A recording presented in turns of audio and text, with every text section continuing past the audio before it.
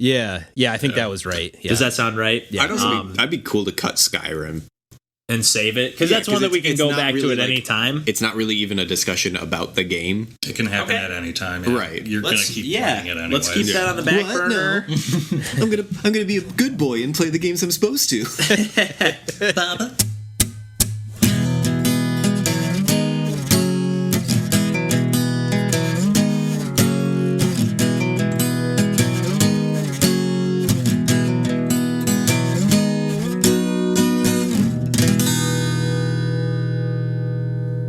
Hey everybody, welcome to Pursuing Pixels. This is episode number 29, and my name's Kevin Portelli, and I'm here tonight with Randall Nolery. Hey everybody.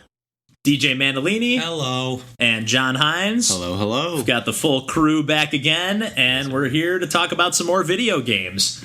And I think we got a game that we'll just dig right into it, and we got a game that we all picked up recently, and it's called Mana Spark.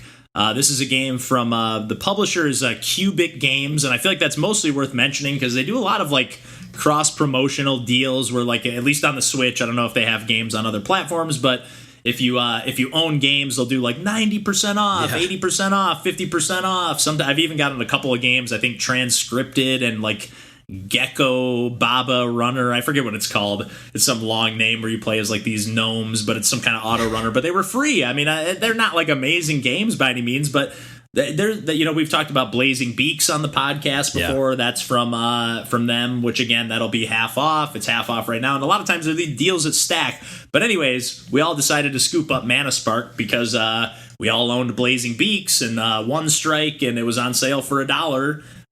Thanks to this Qubic kind of loyalty program or whatever you want to call it. Yeah. And we picked up Mana Spark, which is like a top-down pixel art twin stick shooter. Not too far off from like stuff like Enter the Gungeon or Binding of Isaac, but maybe a little more methodical than that. But I know DJ and John have probably played the most of this, so why don't one of the two of you guys take it away? Sure, I'll do that. Yeah, take it away, DJ. You beat the most bosses, so. Yeah, I one more than John. Yeah.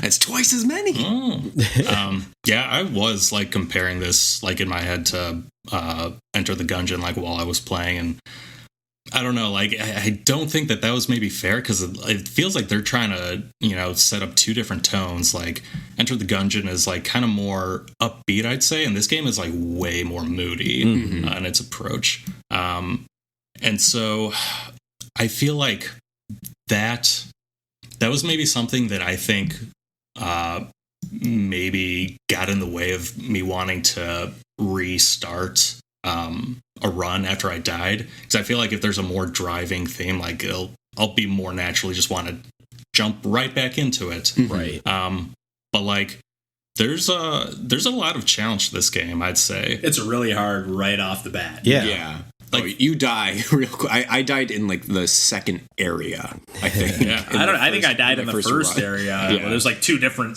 like chapters or whatever you want to call them from the first area, zones. Yeah. But yeah, I died really quickly. You only get those 3 hit points in the start, right? So yeah. And I know if you're the hunter. Oh. Yeah. And, well, so I was gonna say I was hoping there would be some new characters, because right now you start out as kind of like is it the hunter? Is that the main character? And you just have a bow and arrow. And it's, I know we're comparing it to Enter the Gungeon, but that is like a way more like spastic, like reflexive game. And this is definitely a more strategic, like at least with this hunter character, you're only able to shoot a pretty infrequently. Like you got to really, like, if you miss a shot, you're kind of screwed. And one of the things that this game goes for, or one of the core conceits is like the enemies, like the AI is supposed to be programmed to kind of like team up on you and swarm on you, which is really cool. Like some of the smaller enemies will like hop on top of the back of like a wild boar that's charging at you, and they're like shooting attack, like they're not bow and arrows, but some kind of like projectile at you while they're riding, so that you can definitely feel like they know when the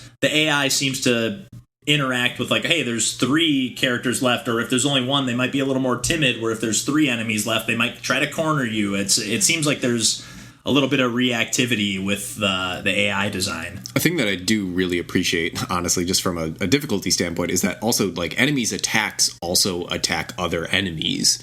So like if you're in a room that you're just getting over like swarmed by them, like occasionally like one of them will just take out an enemy and shield. Yeah, it's real nice. I do love those elements in games. Yeah, and that's a pretty common trend, I would say, in the roguelike or roguelite genre, where it's like just even Spelunky, all the way back to that, like, if a spike falls from the ceiling, we'll hurt you, but it will also kill the enemy if it's underneath that. So I really like that. Well, something going along with that I think I noticed was that I think at one point I shot my projectile, it bounced off the wall, and I think it like hit me and did damage. Oh, okay. So you can fuck yourself up in this game. Great. And I really like the interplay between, at least I have not even gotten to a boss in this game. I've played maybe 5 to 10 runs at the most, and I've gotten to like the second area, and there's like, all the different types of things that you expect from one of these roguelike games, where there's like different buffs and perks that you can buy in between the different zones, or maybe you pick them up in different rooms in the main area, where it's like, oh, your attacks might slow down the enemy when you hit them, or be poisonous to the enemy, or but I really like how there's kind of 2 tiers of enemies, or at least in these first 2 areas, maybe there's more than that, but like there's like wild like animal enemies that will definitely attack you, but also when you kill them they like provide health most of the time. Or there's just enemies that are enemies, like there's little spiders they're just there to attack you, but there's like these wild boars that, again, we mentioned before, some of the smaller enemies, not the spiders, but might ride on their back and shoot shit at you, but at the same time you can kill that wild boar and get a extra heart or 2. Yeah, and if the wild boar is all that's left in a room, the doors of the room are unlocked. You can leave. Okay, I didn't notice that. Yeah, you don't have to kill the boar in order to clear the room. Yeah, it's just hostile enemies that you need to clear. One thing I really liked about this game as well, at least in the little bit that I've played, is like the layout of each floor or whatever. I know, at least in the terms of like Enter the Gungeon, like it's a little more like explicit. It's like here's the locked door, and it's like red on the map, and it's a little bit smaller. It's not like a sprawling floor. And it seems like it will, now that once I got to the second area, it's definitely a much bigger map that you have, but you still kind of like, you can kind of see where maybe you should go, or you at least have some kind of inkling of like, this looks like somewhere where I need to go to unlock that next challenge or unlock that door. Whereas Enter the Gungeon, you do, although there is a lot of great conveniences in that game as well, where you're just able to teleport from room to room really quickly once you've unlocked them. But this seems like it's, for being procedurally generated, it's like a little more scripted. I don't know. I really appreciated that, at least from the little bit I played. Maybe that will start to get repetitive if it starts being the same challenges and switches and stuff like that. But I really liked what I've played so far, and I'm excited to play more. Yeah, what I also like about the map is similar to Enter the Gungeon, how like if there's any items that you have, that are still in the room, it shows up on the mini map. Like if you leave the meat behind, like health, you can know, and you can actually leave it behind; it won't disappear. That is nice. And you're collecting. Are they runes or relics? Is that what they're called? Yeah, they're runes, and that actually is so the. At least at the beginning, when you're doing your like first couple runs, you're just trying to collect runes so that you can unlock.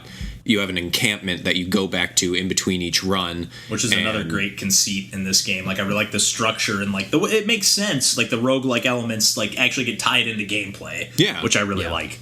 And like each time that you die, and like the first couple times, like there's usually, if you've given enough runes that you've collected in a run to like the first person that you met at the encampment, they've recruited another person who like will either give you a sub weapon or will give you a buff like that through like making a meal for you before you head out. And the one that I actually really appreciated early on was it would unlock a weakness for a certain enemy, and I think all it did was decrease the health of the enemy. Nice. Oh, really? Yeah. I wasn't going to invest in any of that. Oh, yeah. Because, like, I thought it was just going... Like, at first I was like, okay, I don't know what else I'm going to use these small amounts of runes on. Like, maybe it'll just tell me, like, oh, here's a strategy on how to be... That's what I was expecting. Right. And then I did it, and then it just, like, had a little, like, purple broken heart next to them, and it just said weakened. So if there was a specific enemy that I was having trouble with, like, I do not deserve this hint. But yeah, I was having like a real rough time with like the orcs, who are these like guys that were like throwing axes and would just charge at you, and they just took so many hits like with your like base damage, and then like, you know, putting that weakness on them, like pretty sure to like cut them down for half. Holy shit. Okay. It's real good. Because it's like, I'd say it's a decent amount of runes. Like, I've just been saving them really for the guy who makes the meals primarily. And so I'm like, it's not worth investing these runes. And it sounds like it is worth it. It's absolutely, yeah. But also, like, I haven't done many runs. Like, back when you were saying, like, you know, with Gungeon, like, you cycle back, like, you feel pumped up to do a run. Like, I will basically just do one run every time I boot up this game. I'm kind of same boat, yeah. One run, even if it's just 5 minutes, 15 minutes, whatever. I play one and I'm done. But so also in that way, I haven't like built up a large bank of runes. Fair. So like when I don't have any. Wait, you can bank them between runs? Is that what so you're saying? have to. So in between each like area, right, like the first zone and the second zone, you like get to like a little treasure chest that you essentially deposit your runes that you've collected thus far. And then it says, like, someone will come to collect these and bring them back to the encampment. So you can stockpile them, which is really nice. You do, like, if you then progress from that point on, you don't get to the next little split between zones, you will lose any runes you've collected between then and there. But I really appreciate that they let you keep, you know, okay, you got past this challenge, you get to keep those 3 runes that you've already picked up. No, right? I will say that my biggest complaint comes from the fact that there wasn't one of those rooms immediately after the first boss fight that I beat. Oh, and, okay. Like it just went directly back into the dungeon. 6 runes. Yeah, I had 12 runes and I had like 1 saved up from my camp, so I was just like, cool, that's all of the runes I ever made. You know, but I kind of like that. I kind of like, or at least potentially. Again, I haven't even beaten a boss in this game or even gotten to a boss, but I like the idea of like that risk reward. I guess you don't have a choice in this perspective where like you beat the boss, you got to keep trying to progress. But like it again, we talked, or at least I mentioned, like this game had a little more of a strategic element than games like Enter the Gungeon, and I really like that, like, edge of your seat. I've only got 1 heart left. I can only take 1 more hit, right. And these enemies, like, again, the AI is, it's not like it's like this amazing AI system, but it really is like a little. It's not just enemies swarming you, or like we talked about last week with ninja saviors. Like it's enemies that are kind of coordinating an attack. It's not just they're taking their turns one at a time, and you can dispatch them one after another. I appreciate that. You do have to kind of assess the situation and see where you're at. But what do you think, Randall? We've been kind of drowning out over here a little bit. Oh no, I've been kind of a little quiet on purpose because I'm not quite as high on this as you guys have been. I agree with all the points that you brought up, and like Kevin, I haven't even seen a boss battle yet, so that's weight that into what I'm saying here. But I don't know, it just never quite captured my attention, Mana Spark. I felt like there's like a level of polish that they didn't quite get to before they released it. Even little things like I see the way that, the for font sure. on screen and stuff like that. I'm like, oh my! I'm so glad you brought up the font because that is so jarring. Yeah. I can't It's a stand stock font. I'm pretty sure we've talked about this before on the podcast too, but when games have like a super pixelated art style, and this is like a pretty primitive, like really minimalistic. It looks I great. don't have a problem with the style of the game. But when you add like a really clean like Times New Roman text, like you gotta, if the game is pixelated, pixelate that font. Like it's unbelievable to me because I hate that jarring aspect. It's a small thing, but it definitely pulls you out. It takes away from the immersion a little bit. Like we talked about a game like Chasm that we were all, everyone was pretty mediocre on, at least in general reviews, but we were all pretty high on that game. I know DJ hasn't played it, but the 3 of us were pretty high on that game, and a lot of that really did come down to like the menu, everything. It was just such a cohesive package. And this game is, I think, offering that on the gameplay level, at least for me. But again, on the whole polish overall, even just like the character, like on the menu screens and like that the paintings or whatever of the characters. It's like it's so jarring. Like how beautiful like the art, the character. Beautiful. Art is. You think beautiful? I can't stand it. All right, like that put me off on the game. Like just seeing like the initial like thumbnail, I was like, I don't know. But then I saw the pixel art and that sold me. But you feel otherwise? Yeah, I'm the opposite of you. I see this bullshit pixel art and I'm like, yeah, give me the screens.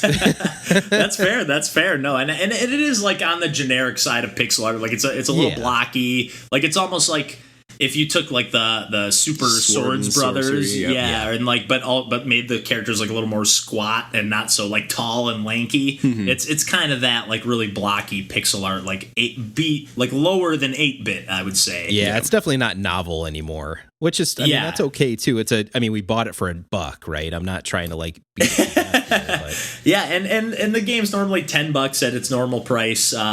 But I for what it's worth though, I do think it has like a nice variety, even in the first 2 zones without even seeing a boss. Yeah. It does have a nice variety in like enemy design and layout. Not just the AI, but like the character design. Like I like enemy even behavior. with that and even with that primitive like pixel art set, it's like the zones do seem distinct and the enemies seem distinct, and I appreciate that. I think the game gets way better once you beat the first boss because you then unlock a new character you can use, the crossbow guard. Oh, yeah. And she is way better to play with. Huh. Okay. Oh, disagree.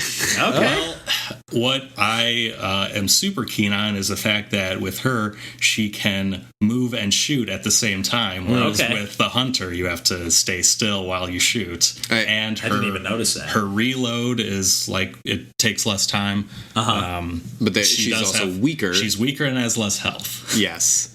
So like 2 hearts? Okay, two instead hearts. of 3. Oh boy. Yeah. Okay. It's the 2 hearts and it's the like more shots, because I think my biggest issue with the game overall is that like with a twin stick shooter, I am not very precise and I'm not good at being precise. I suck as well. So like with a Binding of Isaac or with a Gungeon, like I'm just like shooting bullets out like constantly. Auto fire, this, This Binding of Isaac's a little different too, because it's twin stick, but isn't it just 4 directional? Yeah, where like this is 360 degrees of motion. See, with the hunter, the original character, I'd say because the reload time is so longer, it's I even though he does more damage, I'm probably hitting less shots. And Correct. I would say I'm taking less time killing enemies with the hunter. Yeah, but you also, at least, I don't know, does the hunter have sub-weapons? Yes. Oh, okay, so I just didn't unlock them? Because I wasn't able to use, like, the bear trap weapon on... Interesting. Or no, sorry, not the hunter, the crossbow guard. Yeah. Okay. I thought they had access to the same stuff. Yeah, I thought that was all... I haven't unlocked any characters, but that seemed like it was just a secondary mechanic. Maybe I just didn't select it. Maybe it wasn't automatically unlocked. I think you have to get them, like, at least for me, in what I've played thus far, I've had to, like, buy the bear trap with coins, at the in-between, Mm-hmm. So... Yeah. Either way, like I was having a difficult time. Like I would aim and miss, and then be like, "Well, I'm just gonna run for a bit until I reload." So yeah, especially because a lot of the enemies have shields in this game, and that slows it down a lot. I'd say you gotta wait for a window. It's methodical. Again, you can't just like Enter the Gungeon. You're just kind of like plowing through the levels and like mowing down enemies. This is like you got to think like, okay, this enemy's got a shield. I got to wait for it to attack. Yep. I got to roll, dodge roll out to the right and get behind him and shoot this skeleton that's got a shield and a crossbow. So I'm really excited to play more of this game. I know I guess we're all pretty mixed, but I'm really excited. I've been looking for another game that's gonna kind of fill that Enter the Gungeon void. I know I think briefly brought it up on the podcast, like DJ, myself, and then our buddy Glenn really got sucked into that game, Enter the Gungeon. And I've been kind of looking for something that will fill that void for a while. And this game is, for me, really offering like a similar like mindset, but at the same time, I'm getting into that. I really am liking the strategic elements of this game. So I'm excited to play some more and to see what these bosses have to offer. And apparently, the game will only get better from here. There you go. So it's a DJ guarantee. Oh man. Well, I think we can pretty much wrap it up there on Mana Spark. And from one game that we bought for super cheap on sale to another. I didn't personally buy this myself, but DJ and John both scooped it up for, I think, $1 as well. Yes, we did. This game's called Snowboarding: The Next Phase. This is published by Red Bull Media, so get your energy level up. But it's a 3D snowboarding game, kind of like 1080 or SSX, or like Cool Borders, or anything of like the N64, PlayStation 1 era. Again, it's got a little tighter graphical design than that, but pretty primitive. It's nothing flashy, at least from what I've seen from the little bit I've played. Again, I'm not one of the ones who bought it. So, John, you put the most time into this game. Why don't you take the lead here? Sure. So, before we record most days, we'll just be browsing through the eShop because there's always something on sale. And like 400 games. Yeah. You're right. And so, we were going through it and we saw that there was this game, and for the longest time, we didn't even refer to it by its title because it was just Snowboarding and Red Bull. And, and we saw that it was $1, and it looked good enough. Yeah, it looked like it was worth a night's fun for $1. And so, right, because we were going through screenshots and maybe even some video, and there wasn't much to it, but we're like, you know what, we're gonna have some fun with this. It's absolutely gonna be worth $1 of us just having fun. Yeah, it's kind of like a cell shaded art style. Nothing is stylized as Wind Waker or anything like that, but it's like a simplistic cell shaded art style with a hint of realism, I guess. Yeah. So we booted it up and we started doing a versus mode where DJ and I were just going down, and then we quickly realized how difficult it was to not land a trick in this game. We started pulling off 2160s and quintuple or penta backflips. I was going to say, yeah, no quintuple. We're talking about penta backflips here. Some things aren't possible, guys. Yeah, we got to get with it. Not in Snowboarding: The Next Phase. Nothing is impossible. But as Kevin Garnett would say, anything's possible. Oh man. But yeah, it was just a fun amount of time that we spent just doing some wish fulfillment of landing every possible trick that we wanted to. Just a lot of fucking around. Yeah. It was after we did that, we started playing the arcade mode and the career mode. And we played a bit of the career mode at that night, and they have little objectives land a 360, and then we're okay, it's actually kind of hard to only land 360. Yeah, I can't do a 2180. Are you kidding me? But they give you these little goals, and then you were unlocking extra boards, extra a snowmobile that would be in the background, and they were all multiplying your score. So, by the time we finished, I think we were only at 18 times the score multiplier. But I bought it because I had enough time, and I was yeah, I'll pay $1 to have this on my own system. Right. And I went back home and I started playing it, and I realized just how massive the game was. We had unlocked 3 zones, and there's 11, but wow. You need to finish 200 missions in order to unlock some of the later ones. Wow. And there's only 3 missions per level, and each zone has multiple levels. So there is so much that went into this game. And but after you clear all the bronze levels, it unlocks silver medals and then gold medals, and they give you a recommendation on what your score multiplier should be in order to play some of the later levels. We weren't really noticing it when we were playing because we were keeping pace with whatever we unlocked was exactly the same as what they were recommending. But once you get to the gold levels, it's we recommend you have a 40 times multiplier on your score. And I would try to there's oh, maybe I'm good enough that I can play one with a 20, and as I fell short 1,000,000 points below what the score I needed. But it was just fascinating to see a game that was built I don't know why. Or who is this game for? It's kind of interesting. We'd never heard of this game before. We just randomly saw it on sale. It's another one that if we weren't looking at the games on sale, right, it wouldn't have ever caught our eye for anything. Yeah, we expected to just be they just wanted to put something out. But right. But this is a full game. They put something out. But and it's not groundbreaking. I'm not telling you like that you need to go out and buy this game, but like for like I've been like hurting for a new Tony Hawk game or a new snowboarding game that's like it's a genre that hasn't been in high demand in the past decade or so. Well, yeah, like the big, like Cool Borders or SSX, like we talked about at the top, like those franchises have kind of disappeared, so and this is very reminiscent of those. Maybe a little less style or a little less polished in those, but it's kind of just straightforward. Here's your path, here's your level. You're not exploring a lot. Like DJ, like for example, played Steep from I think EA not too long ago. Right, I guess it was a few months ago, but that's like totally like open world, and that seems to be like if there is any kind of like skateboarding game or snowboarding game or any kind of extreme sports game, they tend to be leaning towards that these days. Yeah. Whereas like this is like definitely more of like an arcade experience, harkening back to like the Tony Hawk type stuff that I think we all love quite a bit. Yeah. And I think we're all pretty geared up to talk about it, unless you have some more to add to snowboarding. No, I'm ready to talk next about phase. The best. Let's move on to the next phase here and talk about the real game that we all came here to talk about, which is John's been playing Tony Hawk Pro Skater 3, which I'm guessing was inspired by a little bit of snowboarding the next phase. But we've all, I think, have had our fair share of memories with the Tony Hawk Pro Skater franchise. Absolutely. Yeah. So why don't you take it away since you've actually been playing lately, John? Yeah. So this obviously like scratched a small itch for me, and then that itch just grew and grew until I really wanted to play. Turned into a sore, really wanted and to then play. you had to play. Yeah.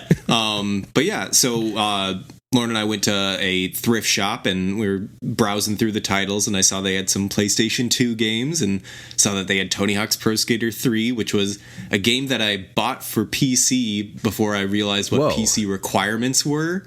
And my PC was not strong enough to handle the textures. Like it would just load as like a gray like mass of like undefined objects. And I tried playing it because Tony Hawk's Pro Skater 2 was my absolute favorite game. Oh yeah. Played that on PC. But yeah, I started playing 3 for the first time, despite owning it for a decade or so. It's a great game. It is great game. I've personally not put too much time into 3. I played a lot of 1 and 2 though, but 3 added a lot of like weird objectives where it's like, bury the bully in snow. And like you're like, how the hell am I going to do that? So you gotta grind on his head. You need to grind on a specific branch above his head. But yeah, it's like that series has meant a lot to me over the years. Oh, yeah. And 2 is a game that I will play to death and any system. Every single time. I mean, it's like the purest form of like the arcade experience. We've talked about a ton of times on this podcast, or at least myself. Like, I love that high score chasing feeling. That's what it is. Yeah, there's all these objectives and stuff, but nothing for me feels better than like just stringing together a bunch of grinds and backflips and just stuff that no human being could ever fathom doing. Not even Tony Hawk. Very wish fulfillment. But yeah, I mean, we're not talking 2180s per se, but the string of tricks that you're pulling together and grinding and kick flipping and pop shove it's on the rate, like it's so unrealistic and manualing in between vert ramps. Like it's so far fetched, but that's what makes the game so great. Yeah.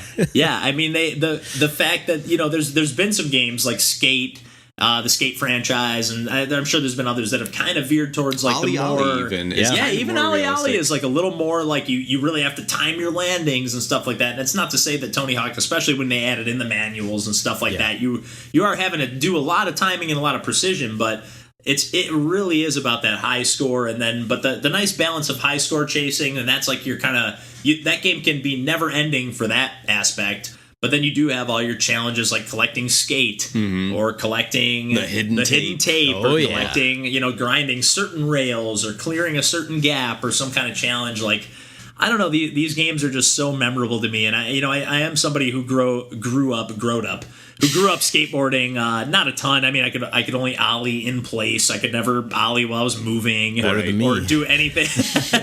But it was just something like, at least maybe it was just the right time, but like X Games and all that. Like that was like a big part of growing up as a kid for me. Like I loved following that stuff. So being able to play as all these characters like Tony Hawk and Rune Glifberg and Bob Burnquist. Oh yeah, and Rodney Mullen, who is my personal favorite. Yep. And it was just a lot of fun, and I'm kind of itching to get back into some of these Tony Hawk games. I know they have made like an HD remake of the original game for PlayStation and Xbox, maybe? I don't know. Original Xbox, I think, for sure has a good version of Tony Hawk 2, I want to say. They definitely made an HD version of the original Tony Hawk Pro Skater. I don't know what platforms it's on, but it's definitely available. Otherwise, Activision hates Tony Hawk now because they released Tony Hawk 5. And yeah, that's unfortunate. And like all the licensing issues with the soundtracks. Yeah, which the soundtracks are always great. I was gonna say that's good. Something. I mean, especially at that at that age, like it was like I found a lot of bands like Goldfinger and like Lagwagon. Like some shitty punk bands. Like this is like take that back. Had some good hip hop stuff in there too, for what that's worth. Anthrax. Is Anthrax hip hop? I don't know. No, the song Anthrax. I think. Oh, okay. I forget. But there was a ton of cool stuff, and I mean, this is like a huge genre for a long time. The extreme sports. I mean, like me and my brother played a ton of Dave Mirra, BMX Bike 2. Yeah. All these games. I mean, we were obsessed with them. But I don't think anybody ever did it better than the Tony Hawk franchise. And I would really love to see. I mean, it's really awesome that they have done like an HD reboot. But I'd really love to see a collection, like, oh man, if like they just even if it's just 1, 2, and 3, or even 1 and 2, anything. Even I don't even care. I mean, I want those soundtracks, obviously, but even if they can't get those, I mean, if they just tighten up the visuals a little bit, clean things up.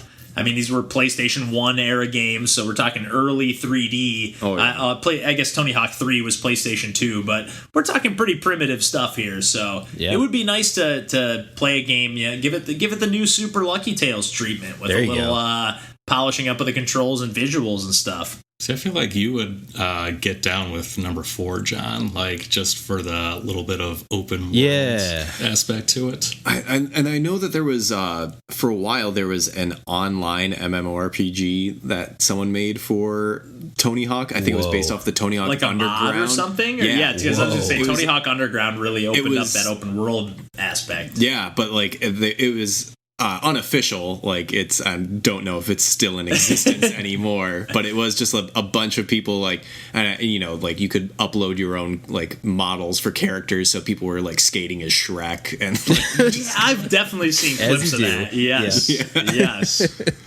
But yeah, I honestly just want like I would kill for a sandbox game that's just with the Tony Hawk engine. Yeah, or even just like I know there's been things like sort of in this vein with in the 2D realm, like stuff like Joe Danger, where you're playing like a stunt, bike guy, or even I guess Ollie Ollie, but that's more plays like an auto runner. But I mean, I'd like to see this idea like fleshed out and like an open world. I guess we talked about Cedars last week, where you're playing on a skateboard, but you're not busting out any kick flips here. So it'd be I don't know. I like the idea of like an open, really truly open world game that lets you kind of explore a world on a skateboard. I like that idea, and maybe it exists. I don't know. Maybe I just have not been paying attention for the last decade or so. Tweet at us and tell us. There you go. Yeah, let us know if we're missing something, please. And also let us know if you have some good Tony Hawk memories. Because I mean, I could just go on and on with those games. Oh yeah. I mean, me and my brother played those forever. Infinitely. Yeah, they're still great today. The Dreamcast versions in particular of 1 and 2 are also awesome, by the way. I definitely replayed 2 on Dreamcast, and I would say that's the definitive version. I would agree. Nice. Heck yeah. All right, well, real quick before we wrap up the Tony Hawk discussion, does anyone have, or does everyone, or each of us, do we have a favorite Tony Hawk soundtrack song? Like a song that really sticks out as like a memorable track? Because like I've joked about here in Chicago, like around Halloween or on or close to Halloween, all the like, I shouldn't say all, but a lot of like the punk or bands in the punk-ish scene here do like cover shows, and I've always kind of joked or half joked about serious. getting together a group of people instead of doing like an instead of doing what are some, like, people do like a Misfits cover set. That's a pretty obvious one for Halloween or whatever. But I always thought it would be really cool to do a Tony Hawk Pro Skater cover set and have everyone dress up as different characters in the games or different skaters, and then cover all the songs that are on the soundtracks, you know, or not all of them, but the ones that we choose. Yeah. But anyways, that, you know, the soundtracks are just super memorable to me. I mean, I found a lot of bands, like we mentioned a little bit earlier with Lagwagon or Goldfinger. But any favorite tracks on any of these games? I know, DJ, you've maybe not played as much of the franchise as us, but I wouldn't say this is my favorite track, but one that really stuck out to me was If You Must. Damn it. Stole mine. By who? By who? Del the Funky Homo Sapien. Yes. That's a great song. I don't know if I recognize that one. How does it go? Sing Sing it. it. Give me a little taste. Hum a few bars. Randall's got it. You gotta wash your ass if you must. You gotta brush your teeth if you must. What about you, Randall? I guess I know that was going to be your choice. No, that was going to be mine. It's all about hygiene with a nice hip hop, like funky beat, right? While you're doing ridiculous 900s or whatever. Like it just fits the game so well. And that's on Tony Hawk 3's soundtrack. Yeah. Okay. What about you, John? So this was back in the era where I was buying CDs and like going to like specific stores like Sam Goody to find CDs, and one just from the strength of this track alone, I ended up buying a Dub Pistols CD for the track Cyclone off Tony Hawk's Pro Skater 2. Okay. And Cyclone? It's kind of a like it's a hip hop group from the UK, but like it is like a lot of the tracks on the actual like CD itself were way more instrumental, but it kind of got me like with my foot in the door into like the whole trip hop genre. It was very good. Nice.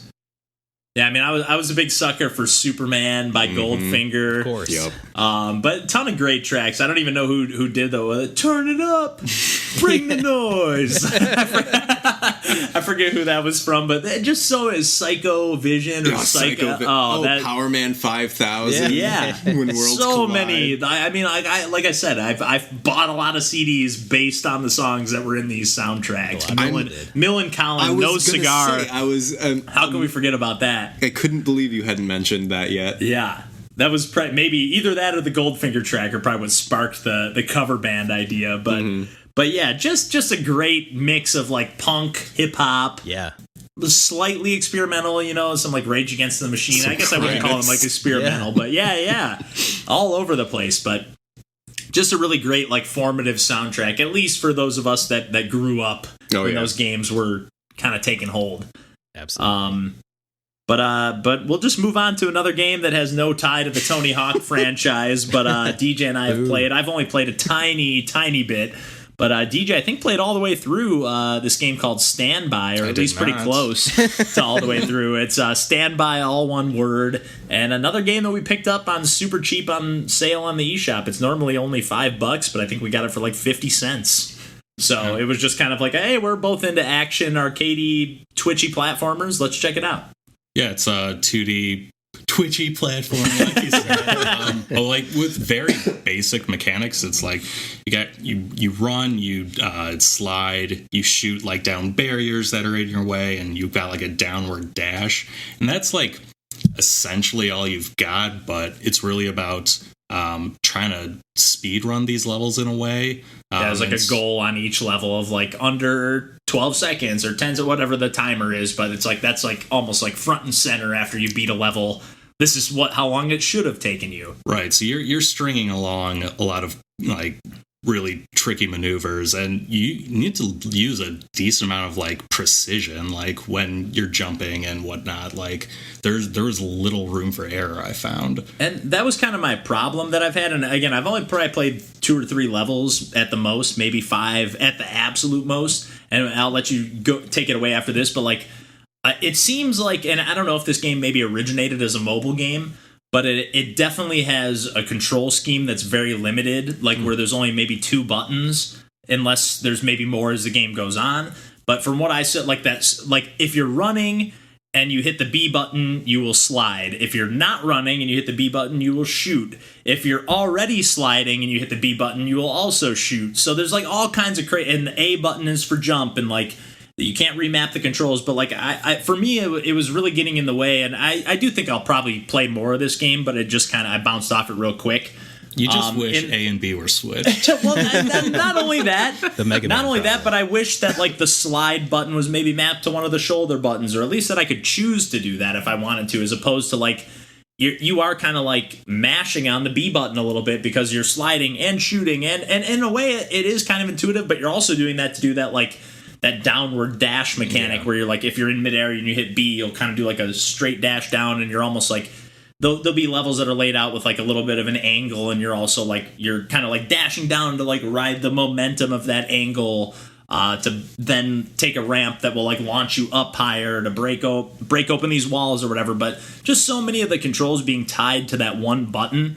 And again, I've been playing quite a lot over the last week or two, so it wasn't something that I was like overly compelled to play because I was already getting sucked into other games. But I do think it's a game that I'll probably go back to when I don't have a ton of other things on my plate.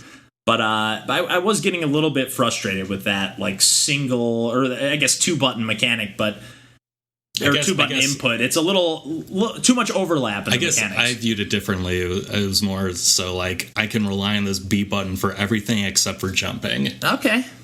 That makes sense because it does feel nice to like when I was starting to get used to it to some degree. It would feel nice to like there'll be like these areas like I don't know if it's like a flashing red like region on the ground that like essentially you have to slide to not die. If you're running on this region, you'll die, but if you're sliding, that you're kind of invulnerable, almost like a dodge roll mechanic. But then while you're sliding, you're gonna have to like you're gliding over this red barrier, this red region, but you also have to like there'll be like a yellow wall, or I forget what colors they are, but I think it's like a yellow orangish wall that you have to then shoot.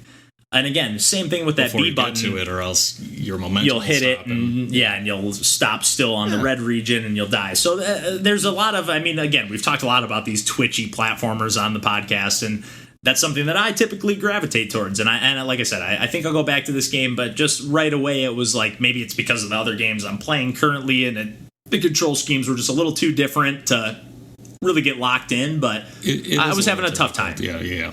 And that's fair. One thing I really liked is, although, there's the achievement or whatever you unlock for completing a level in a certain amount of time, you're still nevertheless, encouraged to and almost required to complete the levels in a quick manner, just due to the fact that some of the platforming requires like a certain amount of momentum or whatever. Yeah. And so you can't really take your time in certain parts. So you are still prompted to go fast. You can't leisurely, just be like, I'm just gonna not do the cool way through this level. I'm just gonna get through it. Yeah, that's a good way to put it. It does definitely kind of encourage you or nudge you down the path of like, this is the way to go. And there isn't a lot of, you're analyzing what you're looking at as far as the level design, but there's not a lot of gray area. It is like, this is what you need to do. There's no gray area there. It is kind of specifically scripted, especially if you want to hit those time limits. It is frustrating though, when you have to, scroll the screen to see the rest of the challenge, and you don't really have enough time to analyze what's right in front of you and how to properly go about it. There is a lot of like, you need to try many times. A little trial and error and a little bit of memorization going on. Which is not always the worst thing. Games like Super Meat Boy and these twitchy platformers with the bite-sized level, layouts or whatever, that they typically have a little bit of that. Yeah. But I do feel like other games like Super Meat Boy, for example, do offer a little bit more. They leave a little room for finesse, even though you do have to memorize the level. They leave a little leeway, a little room to kind of, I fucked up, but I can still kind of save myself. Where this game does feel like if you fucked up, retry the level. At least from the little bit I played. Again, I have not gotten very far. But are they adding any types of like boss battles or anything like that, or is this strictly platforming challenges? It's just platforming challenges. I've gone through 4 of the worlds, and there are 6 worlds total from at least what the what they're showing me in the default menu. I don't know if there's maybe some stuff you unlock or whatnot, but And it's kind of like a similar perspective if anyone's played N Plus or any of those games. Like it's like kind of that zoomed out small character. You're not quite as floaty as you are in those games. It's like how you wish your Sonic games were. Hey, Sonic Mania is a fantastic game. You won't besmirch it here. Speak for yourself. I am. But and this podcast, for that matter. I'm just saying, I feel more rewarded in Standby than Sonic Mania. No, I don't. I don't feel rewarded in either game, to be honest. Right. But I'm looking forward to playing maybe a little more Standby. But it'll definitely be a game that's going to kind of fill a void when I don't know what I'm going to play. You gotta play it in pieces. Like it's just there's a lot to go into like each world. You know, it does take a good amount of time to really master some of these levels. Are they mixing up like is each world kind of throwing a new twist into the gameplay? Okay, yeah. Because from what I had played, it kind of seemed like it was gonna stick to these kind of 3 core mechanics, and that was gonna be it. But you're feeling like they're throwing some new loops into it. Stuff, yeah. Cool. Maybe we'll talk a little more in the future if I get around to this, or if DJ ends up polishing it off like he does with every other game. But for now, I think we'll leave it there. But yeah, Standby. If it's not still on sale, you can still grab it for $5. So even though I'm not as high on it, I think we can kind of half-heartedly recommend this one if you're looking for like kind of an arcadey memorization, puzzly action platformer. I know that's a lot of qualifiers, but that's exactly what I was if you're looking for basically any game that exists. But speaking of games that exist, yes, real video. the last game we're going to talk about today is a game that's existed for a long time. Years. Yeah, 15 plus years. Or no, 15 years, 14 years, whatever. 15 years. No, 15 years exactly. 13 plus. But yeah, I've been playing and almost played all the way through Cave Story Plus on the Switch. And I originally played through Cave Story on the Wii, the original Wii. Me too. And then I played a little bit of the 3DS version, Cave Story 3D, which they really like. They totally changed the visuals and revamped the soundtrack and did a few things. I was not into that version of the game in any capacity. What's weird is they released Cave Story Plus as well, I believe, on 3DS. Not just that weird 3D version that most people seemingly didn't like.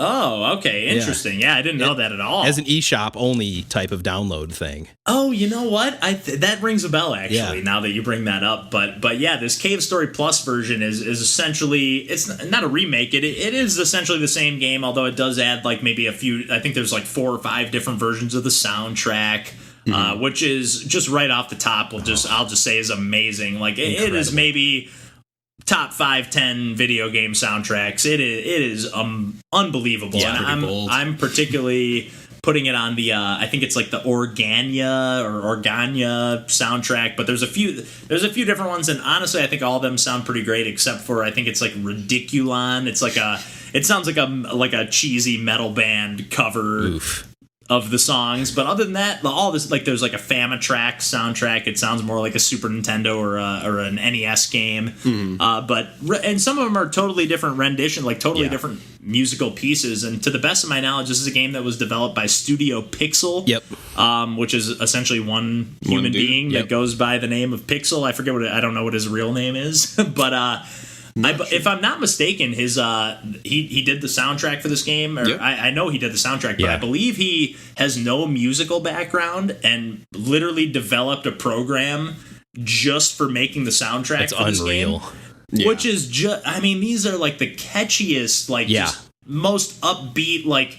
Again, like the game is kind of, especially nowadays, like, you know, we talked about stuff on the podcast before, like Hollow Knight or even stuff like Chasm or some of these packages that have like a nice like mood setting soundtrack. Yeah.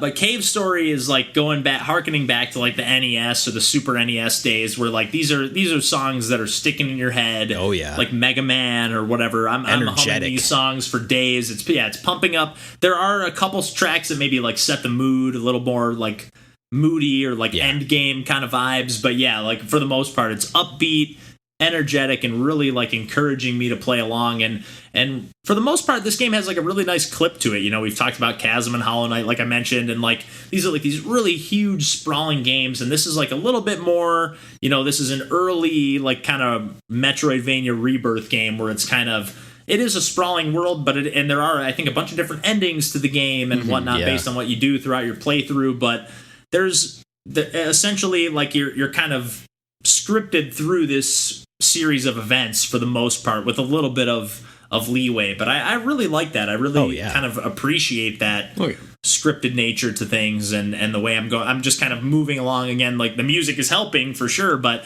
I'm moving along at like a nice clip that I just feel like I'm always making progress. I've gotten stuck once or twice, and there are a few like little gripes in this game where there is like maybe a character that you have to talk to that will trigger like, now I can't pick up this sprinkler until I talk to this character that tells me that it's broken and that I need to replace it, and now I need to pick it up.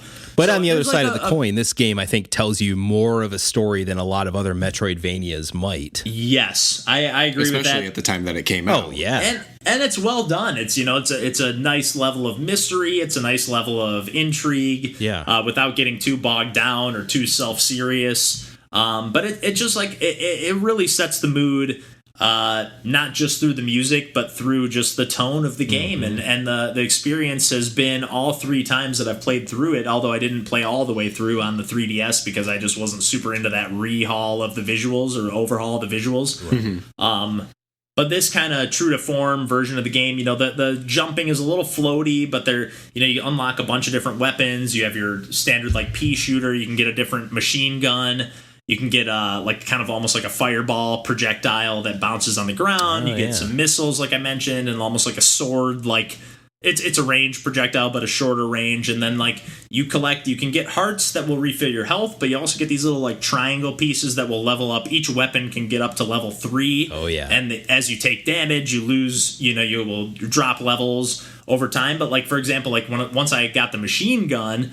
Once I'm at level 3, you have such a powerful shot that you can actually shoot. You can shoot in 4 directions, left, right, up, or down.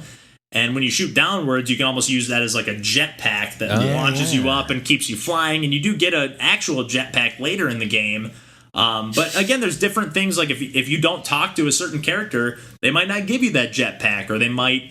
You might not get it back. You might have to give it back to them to use for something, and then if you don't talk to them again, you won't get it back for the rest of the game. And I'm guessing that'll factor into different endings that the game might have. But yeah, I mean, I am just fully. I think I'm on the final like ending part of the game where there's like. It's not necessarily a 3-tiered boss, but there's like no checkpoints, and you have to beat all these bosses, and maybe there's a save point. And the save points are few and far between at times. That can be a tiny bit frustrating. Yeah. But overall, the charm and everything that this game is bringing to the table. If you haven't played Cave Story and you're into retro gaming in any capacity, there are hundreds of ways to do it. And you should do it. You really should. I mean, this is a game that's just. Even again, having experienced it from front to back before, it's blowing me away again, and I just can't say enough great things about this game, and I'm really excited to play Caro Blaster. Yeah. Unfortunately, there's been a few hiccups with Nicalis publishing this game, Cave Story that is, and just kind of. Pixel or Studio Pixel not getting really any of the royalties or whatever from that. So Caro Blaster is, I believe, a little bit of a spin on like how they got kind of screwed over by Nicalis and incorporates that into the storyline a little bit. So it's another game that I have on my Switch and I'm looking forward to dipping into, especially after playing Cave Story again. Like it was a game that I remembered fondly and thought that it was maybe just a fond memory. But it is still a fantastic game that stands up with the best indie games that have come out in the past decade. You know, it doesn't feel as tight control-wise in some ways, but the challenge level is really great. And for what it's worth, I did boot up the hard mode from the get-go because I'd played the game before. I'd beaten it. I was like, I'll try the hard mode. And from what I had played, like you're in the regular mode, I immediately reverted back to that because I was not able to find like. In the first, I probably played maybe 20, 25 minutes. I found no upgrades, no health upgrades, no anything like that. So I basically had 3 hit points and nothing beyond that. And in the normal mode, I had found the rocket launcher and a bunch of health capsules. My health right now currently, and again, I'm at the end of the game. Maybe there's a few in the hard mode, but I'm at like 45 health. And from what I could see, it looked like the hard mode was just you're going to be at 3 health for the whole game. No. You're never going to get any upgrades. And again, I could be wrong with that, but from what I saw, I was like, that is a little stiff for me. That's a little too much to ask, so I'm going to go back to normal mode, which, again, offers up a pretty stiff challenge. It's not an easy game by any means, but I know DJs is the only one of us who hasn't played much of this game, but I've been taking away most. But if I'm going to play it, I got to start on hard mode. God, sure. But Randall and John, do you guys have any thoughts to add to this one, or? The only thing that occurred to me when you were talking about the weapon upgrade system was like, oh yeah, that's really similar to how a lot of shmups work. Like a lot of those retro shmups, as far as like you get to this, you getting upgrades upon upgrades, and it's kind of like they're all stacking on each other, and you're like screen clearing superpower shots that are happening, but you take one hit. Oh, and it starts like draining that capability really quickly, back to zero. And I'm like, oh wow, I never really thought about it that way. That Cave Story kind of takes a similar approach in the way that you attack. Yeah, that's a really good comparison, especially because it does, it doesn't feel like a bullet hell game by any means, but you do get at times swarmed by enemies or some of the bosses that you fight. There's just some really nice set pieces in the game, and it just feels, again, it's a really just cohesive package that has, again, some of the best music I've ever heard in a video game, at least to my ears. And the gameplay, again, it's not as tight as it could be. It's not that pixel perfect platforming, but everything feels really nice. All the challenge level is just extremely well balanced. That's a really hard or a really difficult thing to get just right. And again, that's going to be different for everyone. But for me, it's hitting the challenge level just right. I'm feeling satisfied with every challenge I overcome, but at the same time, I'm feeling like I'm progressing at a nice pace and not getting stuck all the time, which I really like. There's a few small things, like I mentioned, you got to talk to this character or whatever, but a few small upgrades in Cave Story Plus, like there's one segment where you have to collect 5 different dogs in this segment and bring them back to this one character. And in Cave Story Plus, you can actually collect them as many. You can get all 5 of them in one swoop and kind of stack them on your head. Yeah, get that Goomba stack going. But in the original version, I believe you had to get one at a time, bring it back to the housekeeper or whatever, one at a time, go get another one. So some small quality of life improvements, and again, just a fantastic game. I can't wait to actually finish the game and see if the ending ends up being a little different than what I did the first time when I finished it on the Wii. Yeah. So. Yeah, I love it too. I think it's fully worth recommending. Cave Story Plus in particular is great. Yeah, and if nothing else, just listen to the soundtrack. It is top tier stuff. But yeah, I think we've talked enough video games for tonight, and I think we can pretty much wrap it up there. And next week we'll be back to talk about Baba's You, which is our game of the month for November, which we'll be talking about December 2nd. And then we'll have a few more games that I'm sure we'll all be dipping into, or maybe exploring some of these, maybe digging deeper. Maybe I'll beat Cave Story by then. There you go.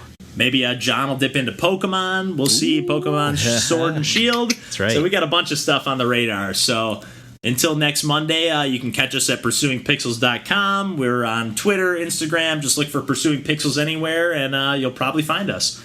But until next Monday, we'll catch you then. Take care. Bye. Bye-bye. You.